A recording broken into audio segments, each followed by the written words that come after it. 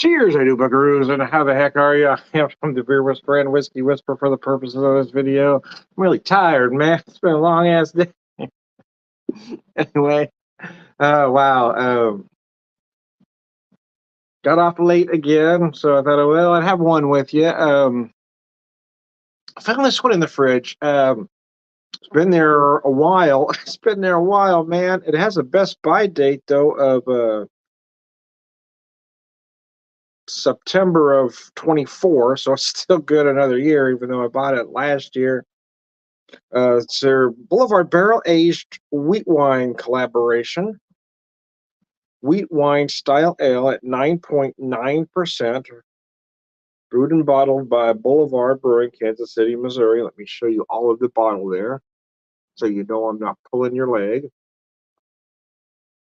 Oh, yeah, just remembered I forgot to do so. I always mean to do that first thing, and then I just forget.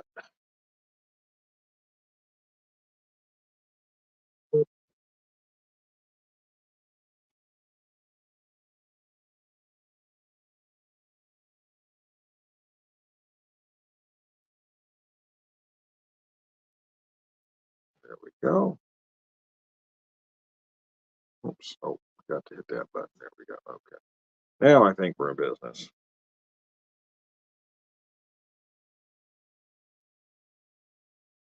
Yep, now we're good to go. Anyways, I digress. How the heck are you? So, yeah, I was deciding what beer. I kind of made a last minute decision. I was trying to see some stuff that I've had in here for a while. So I grabbed this one, wheat wine. I do enjoy wheat wine from time to time. This one, again, is at 9.9%. Let me show you the front there. Let me show you where it shows all of that other stuff I read to you.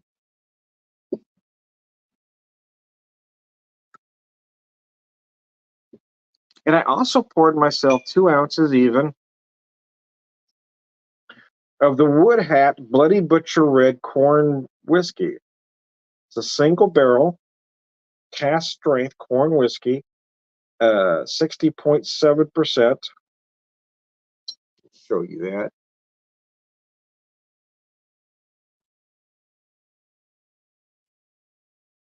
Bold and lively, one of the great unique whiskeys in the craft distilling movement. Locally grown and ground, Bloody Butcher red corn is cooked, fermented, distilled, and aged at Wood Hat Spirits in East Central Missouri, New Florence, Missouri, as a matter of fact. Hands-on from planting to labeling, this unique whiskey is aged in barrels made from Chinquapin white oak that has been air-aged and washed by rain for years. Okay, well, how about that? So let me show you the bottle on this. So I will tell you, I have 2 bottles of this. This bottle that I have in my hand actually was given to me by a friend. I bought a bottle and I loved it, loved it, loved it.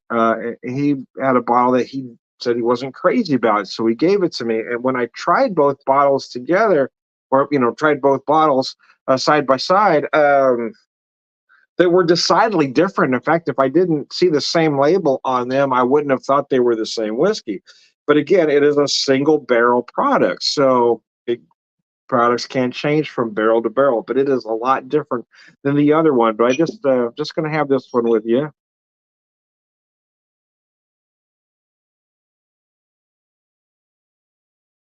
So very interesting nose. Kind of you feel some of that corn on the nose. It almost feels like caramel corn, like hot caramel corn on the nose. Of course, you're going to get the usual suspects. You're going to find some vanilla, some spice notes, which you feel is really going to be up to you and your palate, to be honest with you. I don't like to tell people exactly what they're going to get because, truthfully, what I get is just me. I don't like when the so-called experts say you have to taste this, that, or the other because everybody tastes things differently. If you don't have experiences with certain things, you're not going to feel it that way. Yeah, it's like a hot caramel corn. That's what I feel on the nose.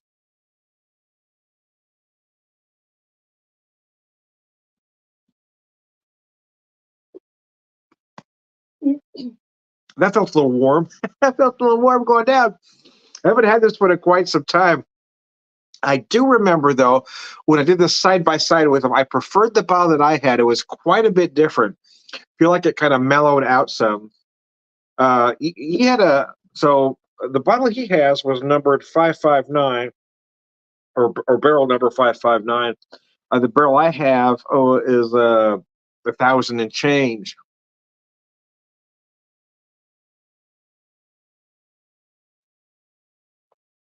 Let me show you that. Look at that color of that. Is it just me? I mean, for me, it looks kind of getting like a ruby hue to it, but I don't know if it's just the way the light's reflecting on it here where I'm at. Because when I look at the screen, the color looks completely different. When I look at it here, it looks red.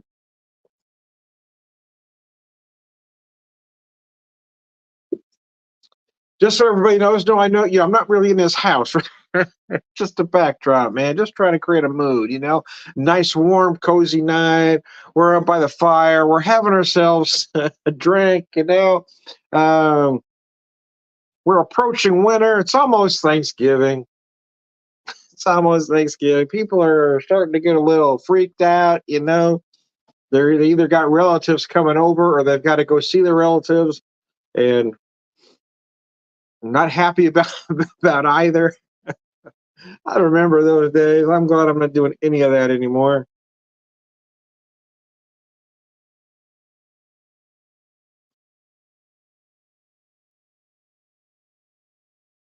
In-laws didn't much care for me, so it was never real pleasant. But to be fair, I didn't care for them either. It was a balance. It's a balance. They didn't like me. I didn't like them, so we understood each other. Oh, mercy. My family wasn't too bad, but I mean, of course, in my family, I was the one that everybody was worried.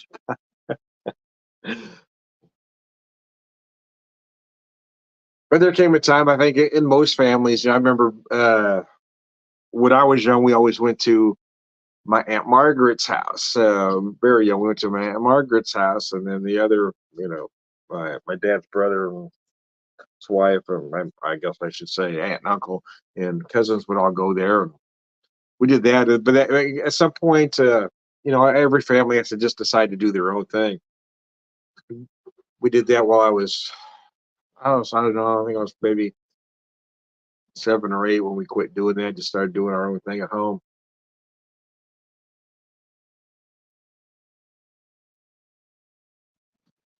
And that's kind of what we did. We tried to make peace with both sides of the family for a few times, but then we decided we're doing our thing, and that's just the way it's going to be, man. Part of it, though, in all honesty, is my problem because I don't like anybody's cooking, but I'm rather particular, and I'm a bit paranoid and a bit of a germaphobe. So I like to cook the food I'm going to eat. That's always been a problem for me. I want to be able to cook the food I eat. I want to see the kitchen. I want to know how you're preparing shit.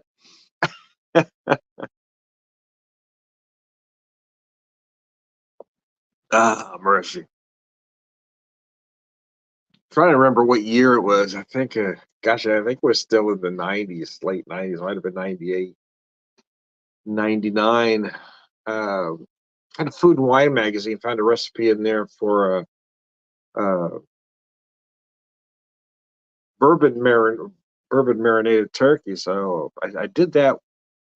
And then for several years, I did versions of that. Probably for the following decade, I did versions of that. But it was interesting because I would change up certain components, but keep the basic. They call for juice, a certain amount of whiskey, this, that, and the other, and seasonings. I would kind of add that, but I would year from year to year, I would change the juice up or change the whiskey up. I would. I tried it a couple years with Irish whiskey, which is a little mellower, still does the same thing. You don't end up tasting the whiskey in the bird. But that alcohol does act as a natural tenderizer. So what it did though is just made that breast meat just incredibly moist, man. It was just beautiful. I did that for a lot of years, and now I just don't. I choose not to do anything anymore. Uh, for a lot of reasons. So, uh, our daughter and grandkids usually go to the in-laws over Thanksgiving, so it's just the wife and I. And sometimes we feel like doing something, sometimes we don't. I think last year we just kind of, we didn't make a big production, but we just had a nice meal. That since it was just her and I, there was really no hurry. Whether you weren't fighting over. That's the problem with Thanksgiving is everybody's always fighting over who gets in. When you're trying to get this done, that done, and there's space in the kitchen. And we just got a few things done at a time. Sometimes I think I like to just get away and be gone over Thanksgiving. And I thought about doing that this year, but I'm not sure if we will or not. We haven't planned any meal, to be honest with you, so we're just gonna see how it goes.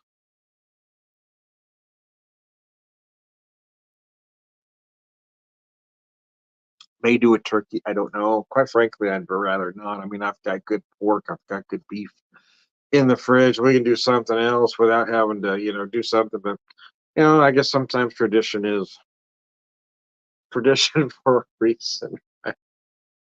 Neither one of us eat leftovers real well, so having a great big turkey because the leftovers are always good for like a day or two, and then you get tired of eating turkey. I mean, the next day is always nice when you have a nice turkey sandwich, or have that nice, hot turkey sandwich. I guess I like to do the leftovers, and you have that cold turkey sandwich, on bread with some mayo, And after that, I'm kind of over it, to be honest with you. Okay, fuck, we got turkey again. But there was a time I would do. I mean, was more than one Thanksgiving that I did two turkeys. I would do one in the oven, traditional, because I like gravy, but I'd also smoke one. I usually smoke the smaller one. Sometimes just a turkey breast. But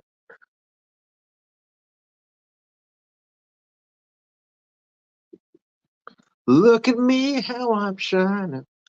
So yeah, my tagline under there's a song called "I'm a Sinner, I'm a Saint, I'm an SOB," and I got that one stuck in my head. That's why I put it down there because I felt like they were talking to me, man. It was speaking to me. It was went right to my heart, man. Oh, mercy. Right to my heart, man. I'm a sinner, I'm a saint, I'm an SOB. You get a little caramel on the nose again. It feels like that caramel corn kind of note.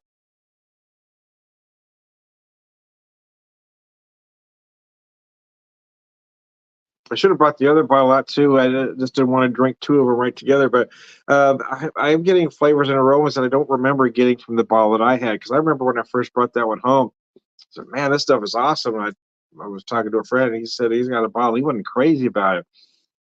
I don't dislike this one, but again, I mean, if it didn't come in the exact same bottle and have the same label on it, I wouldn't have thought it was the same whiskey because they are really that much different.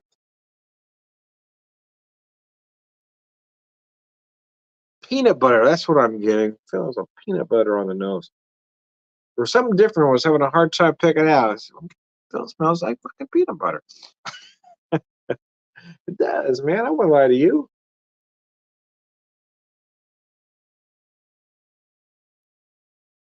Uh, yeah, I had another one from Boulevard in there. I thought about it's their Sugarwood Baklava. I just didn't want a beer that's sweet right now. That's why I decided because I had that one in my hand first, and then I saw the wheat one. I said, okay, now that's the one we want to go with. There we go. Let me pour that nice right to the top for you to take a look at there.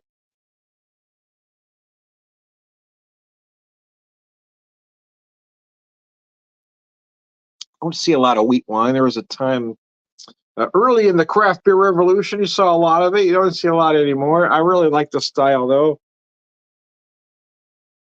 Wheat wine style ale. Should have hung on to this one for another year though. So that 20 another year on it, Tom. I'm trying to purge some stuff. Every year for the last couple of years, I went to this cellar sale at Mother's Brewing, and every year I pick up more than I need because I intend on sending stuff to other folks, but I never seem to get around to it. Now I've got all kinds of crap that I just got to work through, and now I've got to work. I'm going to try to get some stuff together to send to some friends, but the truth is, I just don't need any more stuff. I'm not drinking as much beer as I used to. I've been kind of transitioning to more wine, to be honest with you.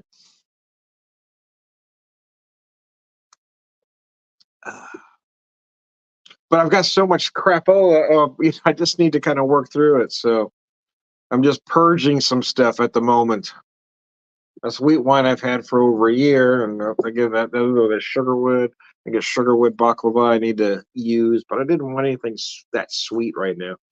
I remember that beer being very sweet, but it could have changed much over the year too.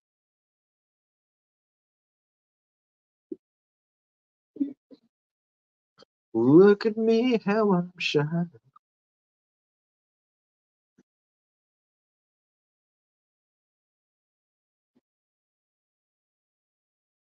Yeah, a little caramel, a little peanut. I don't know, man. Maybe I'm just tired. This is my first alcohol of the day, believe it or not, because I just got home from work a little bit ago. I do like the color of this whiskey, though. I don't know if it translates to the screen there, but again, in my hand, it could be just the way the light's reflecting on here because I'm getting that bit of a ruby hue to it.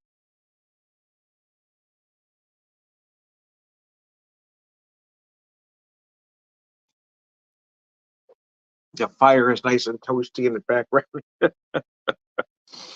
Anyway, I got my poor man's green screen going on. Biscuits. Look at me, how I'm.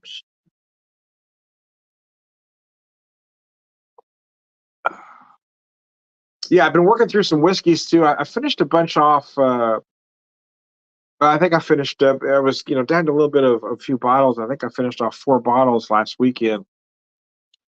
And I like to be able. I want to. Well, I mean, I could open one anytime, but I've got so much open that I'm going to try to wait. I was going to do some this weekend, but I'm working most of it. I'm off Sunday, so if I do a video Sunday, I may pop something new before Thanksgiving, or I'll wait till Wednesday.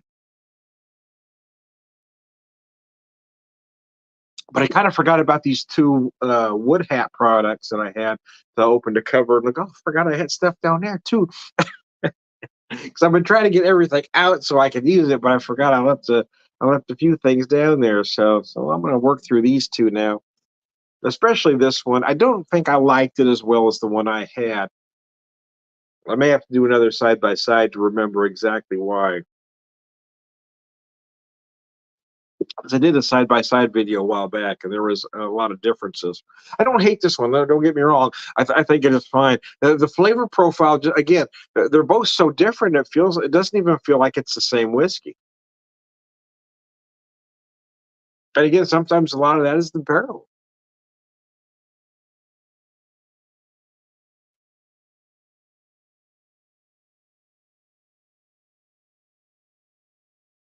I didn't get a chance to get to Wood Hat this year. I hope to get to them next year.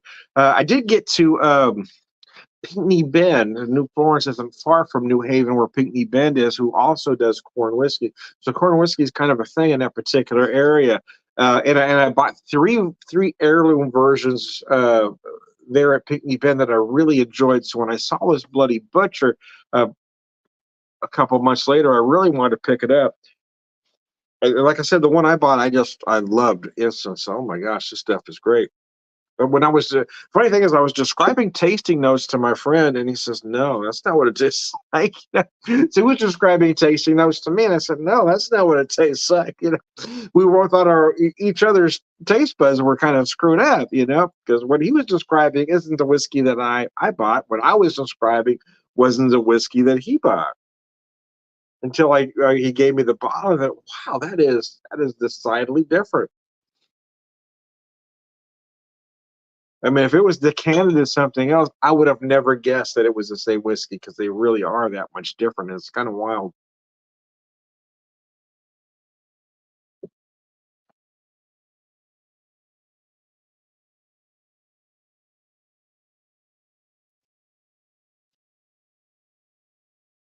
But yeah, I like to get back out to that area because there's a few wineries to wouldn't mind going to. We hit a couple when we were out there, but well, we'd already had some. Oh, I had, I should say, things scheduled, so we did a few things, but then I had to get to something else. So there are some wineries in that area, as well as a couple other distilleries I would like to get to.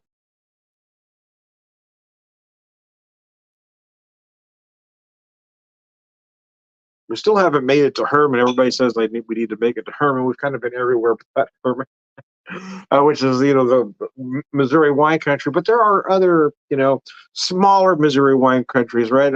St. James has several wineries. You get up towards the Kansas City area, there are several um, in and around and on the outskirts.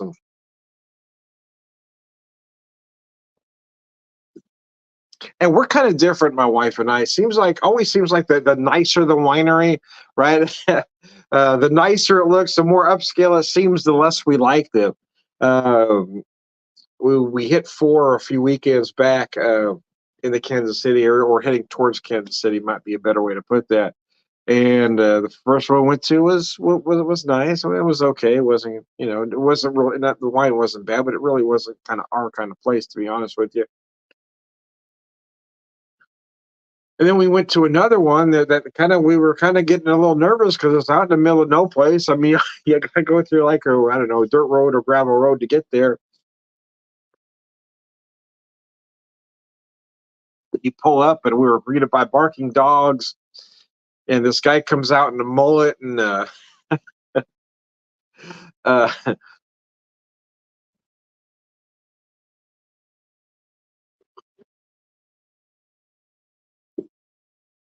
he greets us. I said, "Okay, we're gonna see how this is." You go inside, and it's rustic, but it doesn't look dirty. It looks clean, but it's got that rustic feel to it. But I tell you, man, we had a great time there. The products were great. The customer service was awesome. It just my wife and I look at the wineries different than most people do. Most people want those the that high class pretentiousness, and we're looking for the exact opposite of that, right? So we're always kind of surprised. It seems like you know the less upscale they seem, the more we like them, and the more upscale they seem, the less we seem to like them.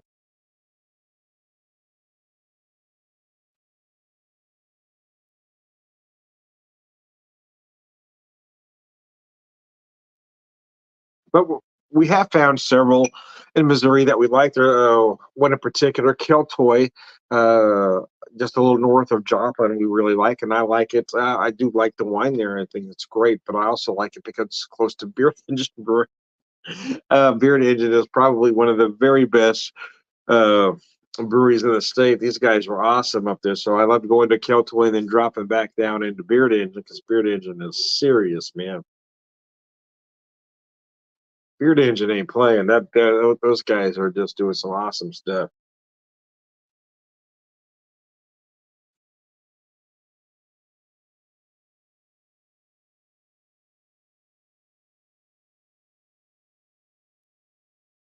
But St. James area's got some, of course, there's St. James Winery, which is kind of the big dog in the neighborhood. But there's one small one that my wife and I really gravitated to. It's called Prairie Barn and Winery and Christmas Tree Farm, and those guys are just doing some great stuff, and they're just nice folks.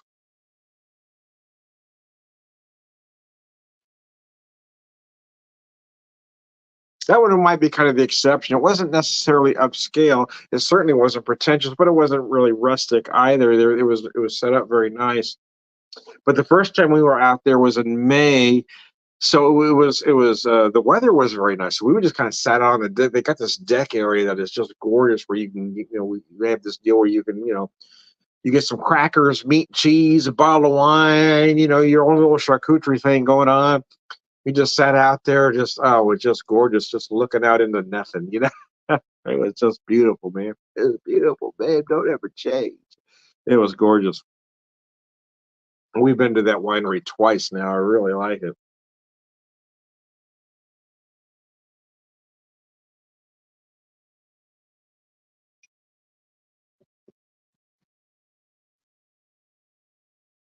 But I think as a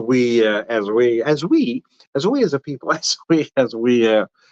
get closer into Thanksgiving, I'm going to start transitioning more to wine. So I may start having more wine with the videos. I've got accumulated a few bottles over the year that I haven't got to yet. I noticed I still have a Prairie Barn left that I got. I think we bought that back in May.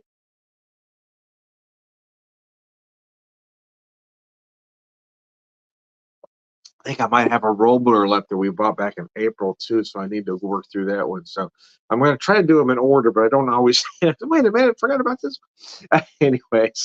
anyways, I digress. I am Tom the Whiskey Whisperer, Whiskey Evangelist, prolific whiskey drinker, purveyor, wisdom man.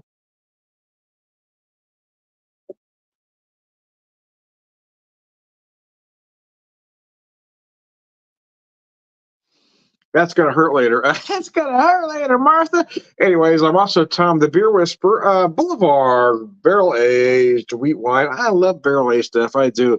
I've had folks say, "Well, I don't like bourbon barrel aged stuff, Tom, because if I want whiskey, I'll drink whiskey. I don't want my beer to taste like whiskey."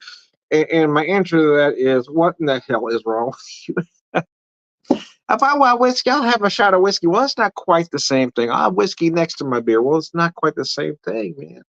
You want that beer just, getting happy in that barrel, picking up those barrel notes. You don't want to have to drink one, drink the other just to get something that's not even close to that same sensation." anyway, what the fuck is humanly wrong with you? Anyway, my bad. Drake dropped an F bomb, Tom. I'm tired. I said I was tired. Tom the Beer Whisperer, beer evangelist, prolific beer drinker, purveyor with wisdom and. Yeah, I always have to ride it till the wheels fall off. It's kind of my calling card at this point. Uh, I'm the Beer Whisperer, beer evangelist, for drink, beer wisdom, all around good guy. Launch it. Hey, thanks for tuning in, folks. I appreciate it.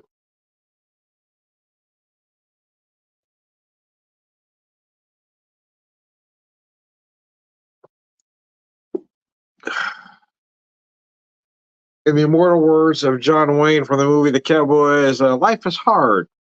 It's harder when you're stupid. Anyways, launch it.